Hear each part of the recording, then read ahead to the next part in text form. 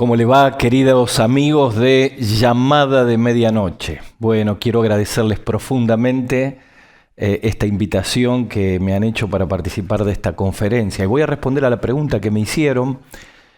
Mi nombre es Gustavo Caramelino, la mayoría me conoce. Vivo en Santa Fe, en la República Argentina.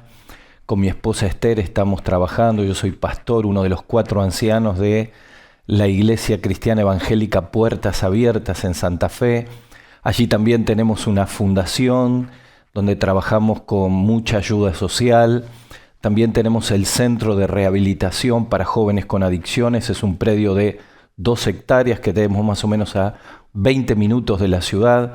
Allí ya han pasado más de 100 jóvenes, muchos de ellos recuperados con un programa de 1 año, y hemos ganado muchísimas familias para Cristo. Y quiero contarles que tengo 3 hijos, todos casados, y tengo 2 nietas, Paz y Luz. Así que le dije a mi hija que si tiene una tercera hija le ponga Esperanza. Paz, Luz y Esperanza, y predicamos el Evangelio. Bueno, también quiero contarles que desde muy joven yo recibía la revista Llamada de Medianoche, Noticias de Israel. Siempre la esperaba ansiosamente porque allí estaban todas las noticias del marco profético de las cosas que ocurrían, así que cada vez que llegaba para mí era apasionante poder leerla y disfrutarla. En aquel tiempo la recibíamos en papel. Y también recuerdo en un viaje cuando prediqué en la iglesia La Espada, allí en Uruguay, recuerdo que mientras estaba en esa conferencia, el equipo de Llamado de Medianoche me hizo una entrevista que creo que anda dando vuelta todavía por YouTube, así que siempre ha sido una tremenda bendición el ministerio de Llamado de Medianoche, así que para mí es un honor poder sumarme a este encuentro tan especial. Ayer, nuestro querido Esteban Beise, un siervo de Dios que admiramos muchísimo y damos gracias a Dios por su vida, nos habló de todo el marco profético de este tema central que es bendita esperanza, la bienaventurada esperanza. Y hoy, en este segundo tema, vamos a tocar el tema que hemos titulado Dadores de Esperanza. Este es nuestro tema. Así que, hablando de dadores de esperanza, vamos a leer el pasaje. Le voy a invitar a que me acompañen en sus Biblias a leer en Tito, capítulo 2, y voy a leer 4 versículos, porque es maravilloso este párrafo, este pasaje que aparece en Tito, capítulo 2, versículos 11 al 15. Dice la Biblia así: porque la gracia de Dios se ha manifestado para salvación a todos los hombres, enseñándonos que renunciando a la impiedad y a los deseos mundanos, vivamos en este siglo sobria, justa y piadosamente, aguardando la bienaventurada manifestación gloriosa de nuestro gran Dios y Salvador Jesucristo, quien se dio a sí mismo por todos nosotros para redimirnos de toda iniquidad y purificar para sí un pueblo propio, celoso de buenas obras. Esto habla, exhorta y reprende con toda autoridad, nadie te menosprecie. Miren, a manera de introducción, en este tema de dadores de esperanza, en un programa muy visto, de mucha audiencia aquí en mi país, en Argentina, allí estaba un actor muy conocido, ya entrado de años, Luis Brandoni, y en la misma mesa estaba el ministro de Salud de la ciudad de Buenos Aires, de la capital del país, Fernán Quirós. Y en medio de todas las preguntas y los datos y las curvas y los contagios y etcétera, Brandoni le hace una pregunta que la repite 2 veces. Le dice a Quirós: ministro, dígame la verdad, ¿esto va a terminar alguna vez? Se refería a la pandemia. Comienza a dar datos de nuevo, vuelve la pregunta: ministro, ¿esto va a terminar alguna vez? Y de alguna manera la pregunta de Luis Brandoni, de este actor, refleja un poco la profunda necesidad que todos tenemos de encontrar algo que nos dé esperanza. Hoy la humanidad entera, el mundo global, espera una vacunación global para lograr la tan ansiada inmunidad de rebaño frente al coronavirus. Pero saben, la Biblia cuando habla de esta bendita esperanza, de esta bienaventurada esperanza aquí en Tito, no está hablando de una esperanza que depende de un hecho, de una circunstancia. En realidad el mismo apóstol escribe en otra parte Pedro y habla de la esperanza viva, de una esperanza viviente, que no tiene nada que ver con una esperanza humana. Cuando uno habla de esperanza humana, tiene que ver con la expectativa que uno tiene que algo que es posible pueda ocurrir. Pero cuando uno habla de la esperanza bendita, de la esperanza viva, de la esperanza viviente, está hablando de una esperanza que depende exclusivamente de Dios, de sus promesas y de sus hechos que van a ocurrir en su pronta venida. Así que dicho esto, yo quisiera que juntos podamos a través de estos pasajes pensar en la esperanza viva y en este desafío que tenemos como iglesia en este tiempo de ser dadores de esperanza. ¿Qué es dadores de esperanza? ¿A qué nos estamos refiriendo? Bueno, tal vez 3 fotografías de la realidad nos pueden ayudar. La primera es un querido hermano, Daniel, que en este mes perdió en 24 horas su esposa de toda la vida. Y está sumido en una batalla de dolor, de soledad, y hablo periódicamente con él, lo he ido a visitar, y el espacio vacío lo lleva a una profunda necesidad de aferrarse a una esperanza. La segunda fotografía es de una mujer que está en este momento en nuestra iglesia enferma de coronavirus, pierde un ser querido, no puede ir a despedirlo como tantos, no puede ayudar a su familia, y mientras hablábamos se quiebra y me dice, ¿de dónde voy a encontrar fuerza y esperanza para seguir adelante? La tercera fotografía es de un joven que este sábado, cuando fui al centro de rehabilitación, llegaba por tercera vez, es reincidente. Y yo le decía, mira, Dios te está dando una chance más. Podés arruinar todo el futuro de tu vida, o podés aprender a vivir con la esperanza viviente de Cristo. Uno se pregunta, ¿esperanza frente a la partida? ¿Esperanza frente al duelo? ¿Esperanza frente a la enfermedad? ¿Esperanza frente a la depresión? ¿Esperanza para salir de una aflicción? ¿Cómo es esto de que nosotros los cristianos en este tiempo tenemos que ser dadores de esperanza? Y este versículo lema que tenemos, que está allí en Tito capítulo 2, versículo 13, está entre un párrafo en el versículo 11 al 14, donde Pablo a su hijo espiritual Tito, a quien había dejado para ser pastor de la iglesia de Creta, no voy a hacer toda la ambientación de la fundación de Creta, pero quiero decirles que no era fácil el auditorio de Creta, y allí lo deja Tito, y quizá toda la función que él tenía que hacer se reduce en lo que dice el capítulo 1, versículo 5. Dice Pablo, por esta causa te dejé en Creta, en esta carta pastoral personal. Recuerden que las cartas pastorales son 1 y 2 Timoteo, Tito y Filemón.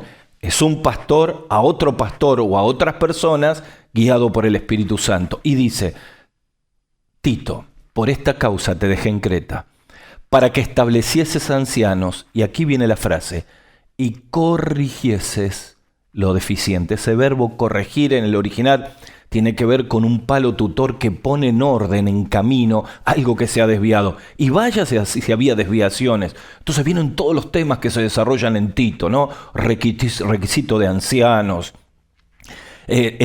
cómo manejarnos frente a las autoridades, diferentes consejos a diferentes grupos etarios, el retorno del Señor, y en medio de muchos temas teológicos aparecen estos 4 versículos que son una bocanada de gracia y esperanza.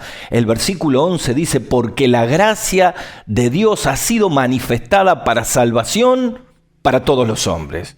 Son los brazos de Dios abiertos diciendo que la gracia de Dios es la que nos rescata, nos purifica, y de pronto aparece este concepto de bendita esperanza. Y al final, en el versículo 14, 15, habla de que Dios ha hecho toda esta obra para nosotros para purificar para sí un pueblo, y anota esta frase, celoso de buenas obras. En otra versión dice comprometido con buenas obras. Yo uno todo este concepto que comienza con la gracia, que viene la bocanada de esperanza y al final nos compromete a nosotros para entender que no recibimos la esperanza inminente del retorno de Cristo solamente para sentarnos en un sillón y esperar que Cristo venga. Sin duda, el desafío más grande de la iglesia de Jesucristo en este tiempo donde la mayoría de los lugares los templos están cerrados, o que en forma intermitente se abren y se cierran, donde cada uno de nosotros tenemos un marco reducido de influencia, a veces a través de las redes sociales, a través del teléfono o algunos contactos personales. Sin duda, alrededor nuestro Dios pone personas para que seamos dadores de esperanza. La pregunta que yo me tengo que hacer, si desde que comenzó todo esto yo me he convertido en un dador de esperanza, o soy parte de la iglesia en pausa. ¿Qué es esto, Gustavo, de la iglesia en pausa? Yo escucho un montón de gente que todo el tiempo me dice, ¿cuándo vamos a poder volver a la normalidad? Y parece que lo único que añora es eso. Y de hecho que lo anhelamos. Cuando pudimos volver, nos gozamos en la comunión de los hermanos. Pero yo me pongo a pensar en la iglesia primitiva, que hasta el año 150, 200 no tenían templos. Perseguidos por Nerón después del año 64, cuando quemando parte de Roma le echó la culpa a los cristianos y desató una persecución que está viva en las páginas de la segunda carta del apóstol Pablo a Timoteo. Pienso en esos cristianos que fueron quemados en la hoguera, que fueron tirados al circo romano, que fueron perseguidos hasta que el cristianismo se hizo religión oficial con Constantino, más allá del año 300. ¿Cómo pudo vivir una multiplicación tan grande? ¿Cómo llegaron a ser casi la mitad de la población del imperio cristiano? ¿Qué ocurrió? Eran dadores de esperanza. Tenían una esperanza viva, la compartían. ¿Se imaginan que el coronavirus lo hubiera frenado? Si Nerón no los pudo frenar. ¿Saben que entre el año 180 y el año 250 después de Cristo hubo dos grandes epidemias? Una fue de sarampión y la otra fue de viruela. Los cadáveres se apilaban en carretones. La gente huía de las ciudades. Pero Galeno, aquel médico del imperio, escribe en una de sus cartas: solo los cristianos se quedan a cuidar los enfermos y arriesgan su vida por amor de un Jesús al que ellos dicen que es real. Dadores de esperanza. Y quiero llevarles a otro versículo que está en el libro de Romanos.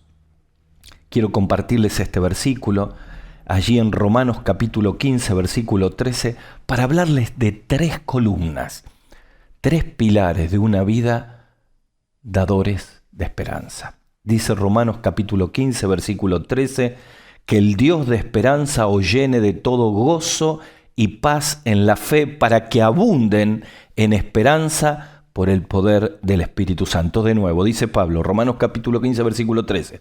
Fíjate las palabras.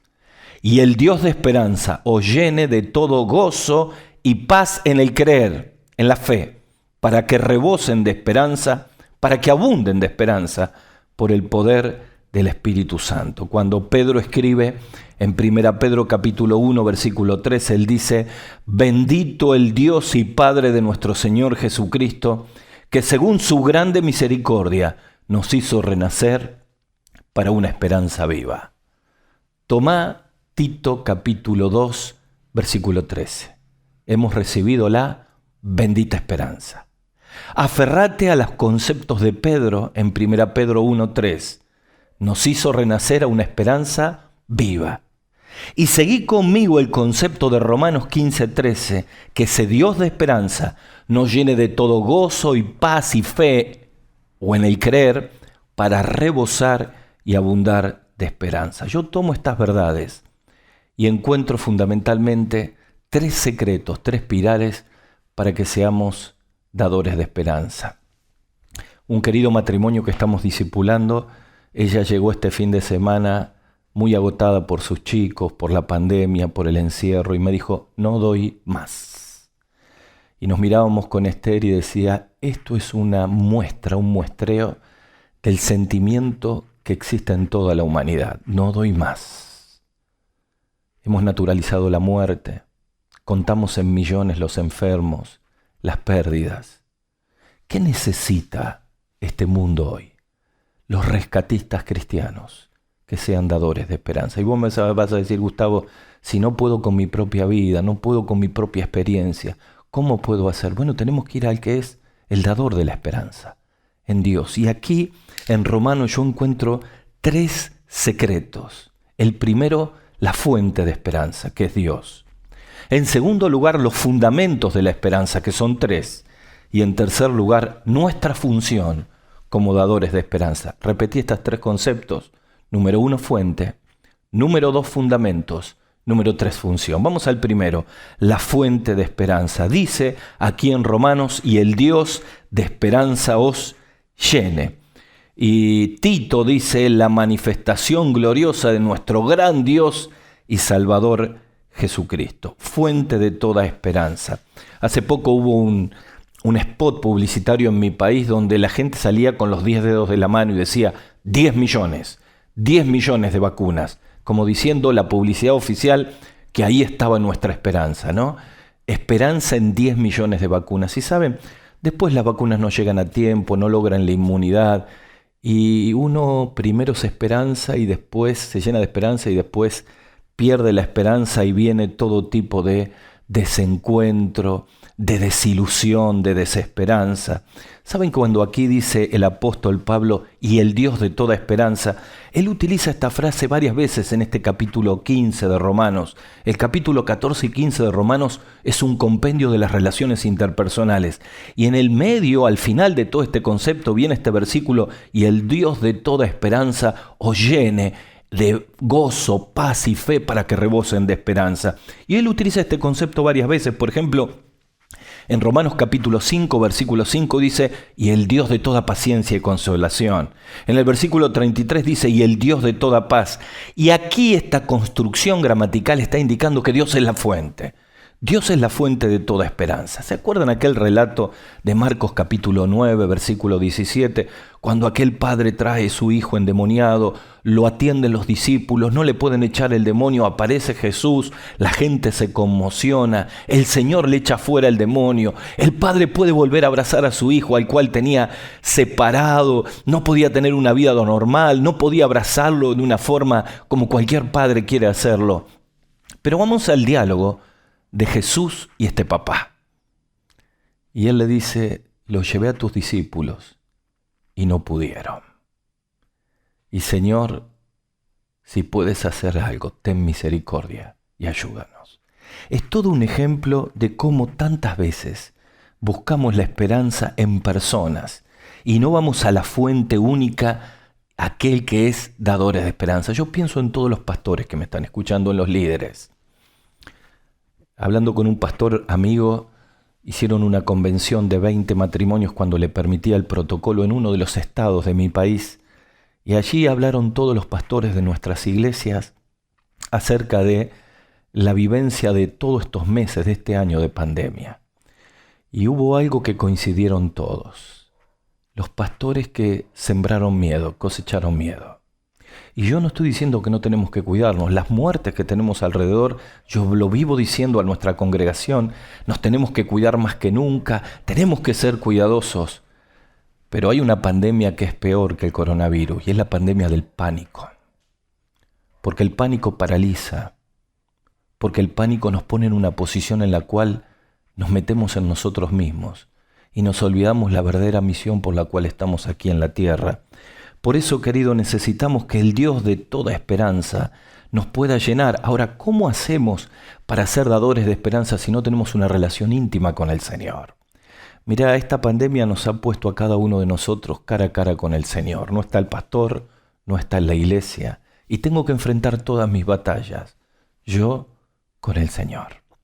Cuando comenzó esta pandemia, los primeros 40 días estuvimos cerrados en nuestra empresa. Teníamos que pagar salarios, deudas impositivas, deudas bancarias. Y yo pensaba cómo íbamos a hacer para generar recursos durante 40 días. Cada día tenía su propia ansiedad. Así que me levantaba tempranito. Me iba a la parte final donde tenemos allí un lugar, nosotros le decimos un quincho aquí en Argentina. Es como un lugar aparte para reunirse, comer con la familia. Y allá estoy solo. Y abría mi Biblia y me derramaba delante del Señor cada mañana y cada día. Allí con mi esposa Esther, durante esos 40 días que no podíamos salir de casa, recorrimos el profeta Isaías, recorrimos Mateo, recorrimos los 10 profetas menores, fuimos a Apocalipsis, y en cada palabra sentíamos que el Dios de toda esperanza llenaba nuestras vidas. La porción del lunes no nos alcanzaba para el martes, teníamos que volver el martes de nuevo. y llenos de esperanza tuvimos oportunidades maravillosas de compartir a Cristo a nuestros vecinos. Entendíamos que éramos el círculo que teníamos que trazar donde nos podíamos mover. Hemos podido llevar personas que no conocían a Cristo, vecinos nuevos, a ese quincho para hablarle de Cristo. Hemos podido ganar tantas personas porque el que nos llenó de la esperanza nos hacía dadores de esperanza. Quizá muchos de nosotros sentimos que no tenemos nada para compartir. Este es un tiempo para que, aunque sea el momento más difícil de nuestro cristianismo, podamos ser dadores de esperanza. El secreto está en la fuente, el Dios de toda esperanza. Pero en segundo lugar, los fundamentos. Dice, y Él os llene de todo gozo y paz en el creer. En otra versión dice, os llene de todo gozo, paz en la fe. Mira, la esperanza tiene 3 enemigos bien prácticos en la vida de las personas: la adversidad, la ansiedad y la aflicción. De nuevo, la adversidad, la ansiedad y la aflicción. Un dador de esperanza necesita fundamentos para poder combatirla, primero en su propia vida y después en la vida de los otros. Y aquí el apóstol Pablo, escribiendo a los romanos, nos habla de gozo, de paz y de fe como antídotos a la adversidad, a la ansiedad y a la aflicción. Mire, vamos al primero de todos estos fundamentos que nos sostiene. No es que tenemos una esperanza basada en cuestiones emocionales o en un exitismo. No. Nuestra esperanza es viva, es viviente, se mueve, se comparte porque está fundada en verdades que son inamovibles de la palabra de Dios. La primera columna es el gozo frente a la adversidad. El gozo frente a la adversidad. Miren, cuando en la Biblia habla de gozo, hace una diferencia con la alegría. La alegría depende de las circunstancias. Me dan un regalo, estoy feliz. Me lo roban y estoy triste. Depende de las circunstancias. Pero el gozo en la Biblia, el gozo del cristiano, no depende de las circunstancias. El gozo es la complacencia de ánimo que una persona que recibió a Cristo siente por su cercanía y su conocimiento de Dios. De nuevo, el gozo espiritual es una complacencia de ánimo que surge de estar en la presencia de Dios, experimentar sus bendiciones, cualquiera sea la circunstancia de la vida. Por eso, cada vez que en la Biblia aparece la palabra gozo, está unida con el concepto de la adversidad. Dice en 1 Tesalonicenses 1:6, y vosotros vinisteis a ser imitadores de nosotros y del Señor, recibiendo la palabra en medio de gran tribulación, con gozo del Espíritu Santo. Santiago capítulo 1 versículo 3 dice, tengan por sumo gozo cuando se hallen en diversas pruebas. En Hechos capítulo 13 versículo 52, después de la persecución y la adversidad en Antioquía de Pisidia, dice que los discípulos estaban llenos de gozo y del Espíritu Santo. Por eso Nehemías dice en capítulo 8 versículo 10, no se entristezcan, le dice al pueblo, el gozo del Señor es nuestra fuerza. Quizá mientras digo estas palabras, algunos de nosotros hemos perdido el gozo. Gustavo, ¿se puede perder el gozo de la salvación? Claro que se puede perder. No perdemos la salvación, pero sí el gozo de la salvación. Lo perdemos cuando pecamos, lo perdemos cuando tenemos raíces de amargura sin confesar, que nos contaminan y nos estorban. Hebreos capítulo 12, versículo 15. Mire que ninguno deje de alcanzar la gracia de Dios. No sea que brotando una raíz de amargura os se estorbe y contamine a muchos. Los pecados ocultos. David, cuando es confrontado con Natán y confiesa sus pecados y escribe el Salmo 51. Yo siempre digo, todos tenemos que escribir nuestro Salmo 51 y confesar nuestros pecados. Ahí vuelve el gozo. Por eso David dijo, vuélveme el gozo de la salvación. Tal vez me está escuchando un querido amigo, amiga, un creyente que ha perdido el gozo de la salvación. Por las adversidades de esta pandemia, por conflictos personales, por desencuentros de la vida, por pecados ocultos. Mirá, quiero decirte, si vas a ser un dador de esperanza, necesitas el gozo del Señor que vuelva a estar. El gozo se siente cuando Jesús está en el cabezal del barco, aunque estemos en la peor de todas las tormentas. Hace muchos años atrás tuvimos una inundación tremenda aquí en Santa Fe. En 500 años no la tuvimos. Aquí donde estoy grabando había 2 metros de agua. Cuando salimos de aquí tuvimos que salir en una canoa, en una calle que habitualmente están los micros, los bus. Al otro día, cuando nos levantamos, nos subimos a un pequeño barco, aquí le decimos piragua, y con otro pastor de la iglesia salimos a rescatar personas, cristianos, que estaban en los techos de las casas. Las próximas semanas y meses no pudimos volver a nuestra casa, pero entendíamos que teníamos que ser dadores de esperanza.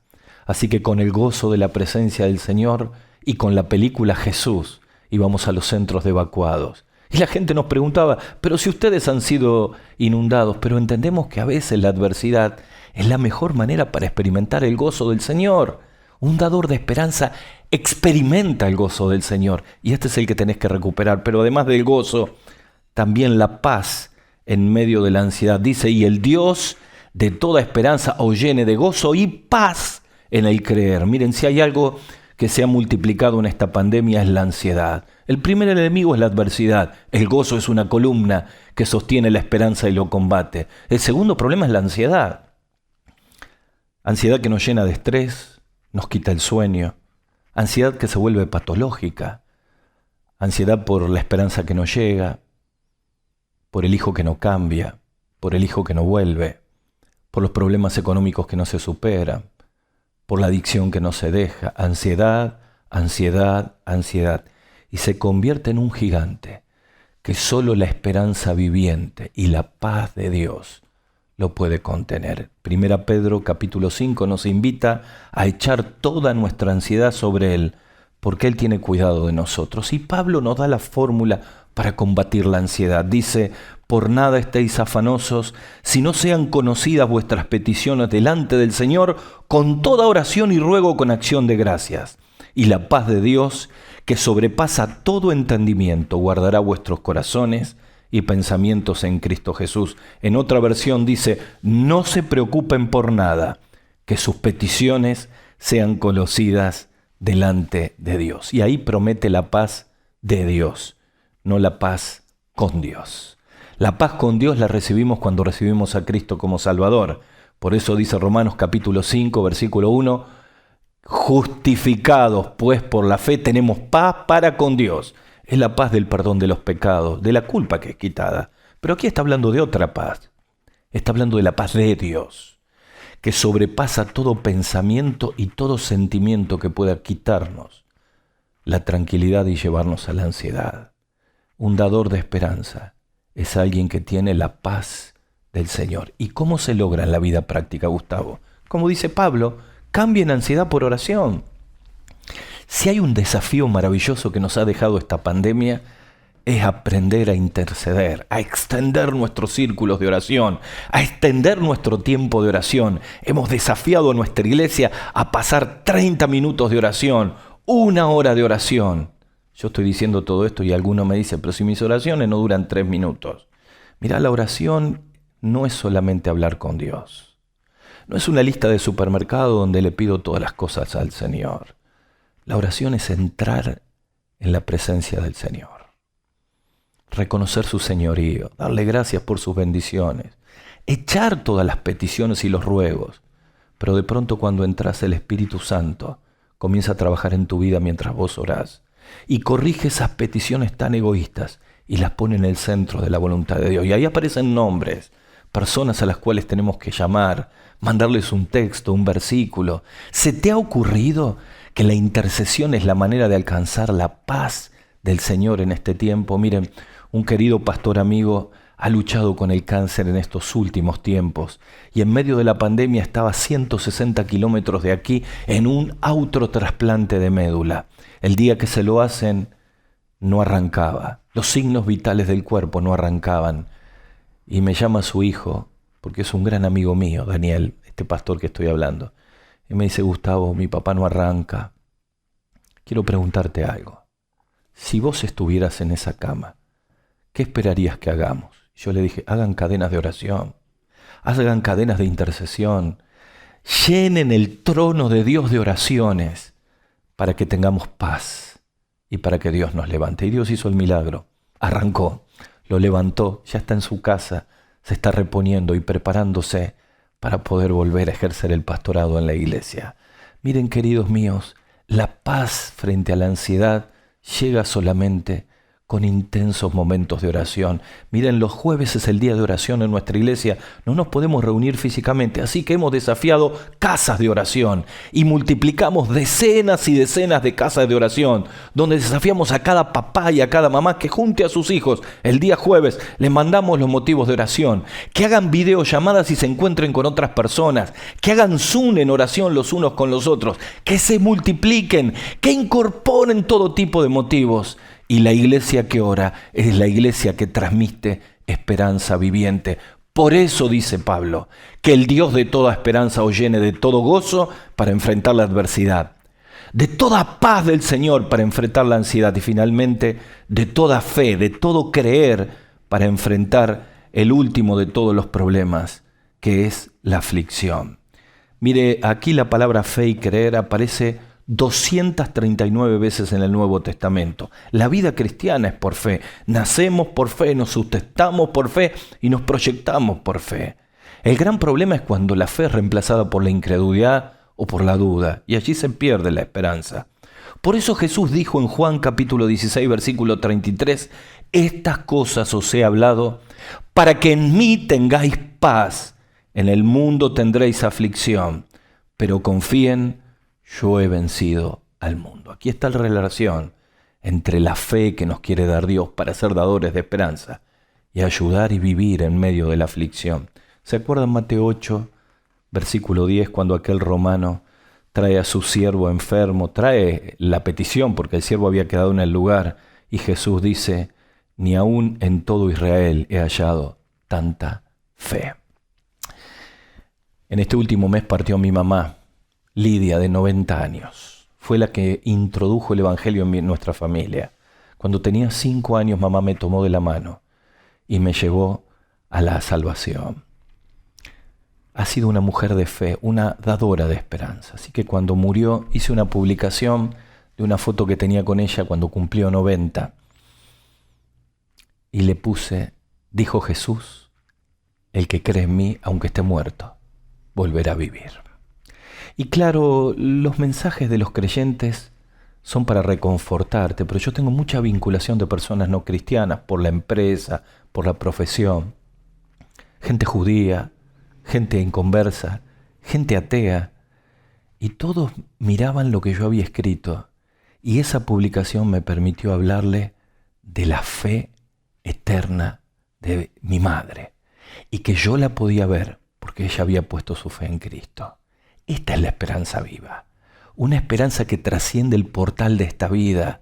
Por eso cuando Pablo habla de la piedad y aconseja a Timoteo, la piedad aprovecha para la vida presente y para la venidera. Los cristianos somos personas de doble perspectiva. Por eso la bendita esperanza nos convierte en dadores de esperanza en la cama de un hospital, en medio de un velatorio, en medio de cualquier circunstancia, porque nuestra perspectiva depende del retorno y la venida de Cristo. Por eso quiero decirte que aquí la fe es la única que puede combatir este mal tan terrible de la aflicción. Necesitamos ser dadores de esperanza. Hablamos de la fuente, Dios. Hablamos de los fundamentos, gozo, paz y fe, para ser dadores de esperanza. Y hablamos de la función, dice Pablo a los romanos, para que abunden en esperanza por el poder del Espíritu Santo. Rebosen en esperanza. Miren, queridos, voy a terminar con esta historia. Si la iglesia no somos dadores de esperanza, no tiene sentido ni razón por las que estemos en este mundo. Han roto todos los paradigmas de esta iglesia, de este tiempo, los paradigmas de la iglesia en este tiempo de pandemia. Algunos creíamos que solamente si el templo estaba lleno de gente podíamos hacer la obra y nos quedamos sin templo. Nos quedamos sin reuniones, pero no nos quedamos sin esperanza. Está viva, se mueve de lunes a lunes, en el trabajo, en el mercado, en las relaciones sociales. Necesitamos despertar a la esperanza, porque Dios nos va a sorprender.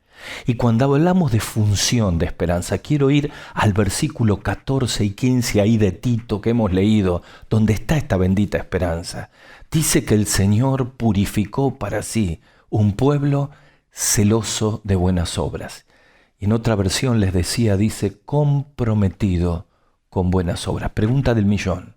¿Comprometidos con qué en este tiempo? ¿Con una denominación? No. ¿Comprometidos con qué en este tiempo? ¿Con juntar gente para un encuentro? No. Comprometidos con llevar la bendita esperanza a quien Dios nos ponga al lado. Cada mañana que me levanto, tengo un listado de 100 hombres que tengo de la iglesia y a cada uno, aparte de orar por ellos, tengo dividido por semanas, les voy mandando un versículo, los animo, los visito. Pero saben, hay días que no tengo ganas de hacerlo y es ahí donde busco la fuente de esperanza. Me afirmo en los fundamentos de esperanza y empieza mi función de dador de esperanza. Una de las tantas experiencias increíbles que Dios nos permitió vivir de transmitir esta bendita esperanza fue en un sanatorio. Allí estábamos, yo venía de un día de trabajo y mi hija Marianela me llama y me dice: papá, tenés que ir al sanatorio a visitar al papá de Karina, que es la mamá de una chica del grupo de adolescentes, está muriendo allí. Cuando yo llegué, lo más probable es que no me iban a dejar entrar por todo el protocolo de COVID. Sin embargo, estaba ella en la puerta.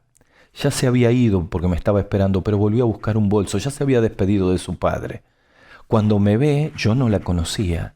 Ella me dice: ¿usted es Gustavo? Sí. ¿Lo mandó Marianela? Sí. Pasemos. Pasamos la primera línea de control, la segunda línea de control, no sé cómo, pero estábamos en el segundo piso, en terapia intensiva, en medio del coronavirus, con su padre moribundo. Así que yo sabía que ese papá había recibido a Cristo por el teléfono cuando uno de nuestros pastores, el pastor Miguel, le había predicado. Y mientras ella lloraba, yo le decía: mira, cuando mi papá se fue, yo le pude decir hasta pronto, por la bendita esperanza. Decime, Karina, ¿vos podés decirle lo mismo? Y ella me dijo: no.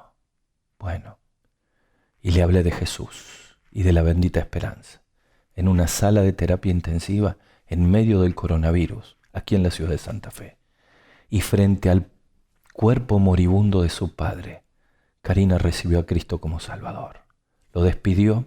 Cuando bajamos y pasamos todos los controles, en el auto estaba su hermana, que tiene cáncer. Y ella me tomó del brazo y dice: no se vaya, pastor, háblele a mi hermana. Hacía muchísimo frío, así que ella salió del auto y se tapó con una manta. Y le prediqué ahí en medio de la avenida y recibió a Cristo como Salvador también. Lo último que yo imaginaba cuando me levanté en ese día, que iba a terminar predicando el Evangelio en ese lugar. ¿Por qué te digo esto para terminar? Porque necesitamos ser dadores de esperanza. ¿De qué sirve una esperanza si solo queda en casa? Quiero animarte a que ores al Señor para que renueve tu vida. Quiero que ores para que te devuelva el gozo de la salvación, la fe y la paz que solo Él puede dar. Quiero animarte a que hoy tomes todos tus contactos y le mandes mensajes y le pidas al Señor que te muestre el etíope que viene en el camino de tu vida para que seas un Felipe, porque necesitamos ser dadores de esperanza. Así que voy a invitar que podamos terminar orando allí donde estamos los que somos de Cristo. Señor, ayúdame a cambiar mi manera de actuar y de pensar. Y quiero que esta bendita esperanza se convierta en un dador de esperanza donde yo estoy. Pero tal vez hay un querido amigo o amiga que me está escuchando y que todavía nunca ha recibido a Cristo en su corazón. Yo quiero invitarte ahí donde estás, que hagas una oración de fe. Porque para dar esperanza necesitamos tener la esperanza y la salvación de Jesús. Quiero decirte que Dios te ama, que Jesús murió en la cruz por nuestros pecados y que si le recibís con una oración de fe, Él entra en tu vida, te perdona y te llena de esperanza. Si querés hacerlo, te invito a que ores conmigo. Decile al Señor así: Señor Jesús, reconozco que soy pecador y quiero pedirte perdón por todos mis pecados. Señor, necesito que vengas a mi vida. Te recibo como mi Salvador personal. Oh Señor, lléname de tu esperanza. Te lo pido en el nombre del Señor Jesús. Amén. Muchas gracias.